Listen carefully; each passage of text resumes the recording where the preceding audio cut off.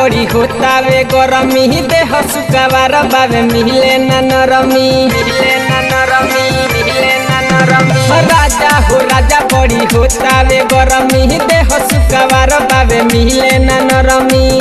मोहन करे बरफ के पानी ढारकाई हो बेनवा कबल डलाई हो कूलरवा डना लगाई हो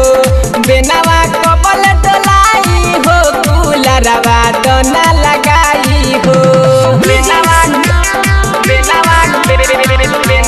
कबल डलाई हो सरोज रिकॉर्डिंग स्टूडियो अंदर कूलरवा डना लगाई हो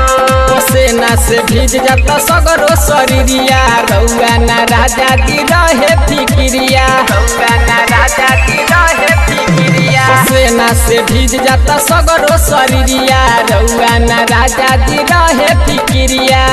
नए बाबेला रोज नए साड़ी भीज जाई हो नए बाबेला रोज नए साड़ी भीज जाई हो बेनवा कबल डलाई हो कूलरवा डना लगाई हो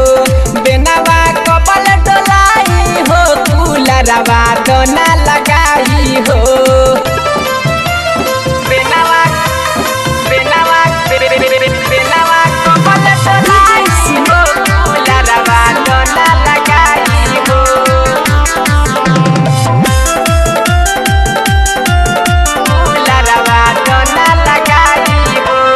रउआ पर राजा दिखिस बड़ी बड़े मिथिलेश सहनी के लाग गइल घरे रउआ पर राजा दिखिस बड़ी बड़े रवि के देखी ना लागल बा घरे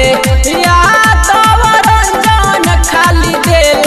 समझाई हो यादव रंजन खाली देल समझाई हो बेनवा कबल डलाई हो कूलरवा डना लगाई हो बेनवा कबल डलाई हो कूलरवा डना लगाई हो।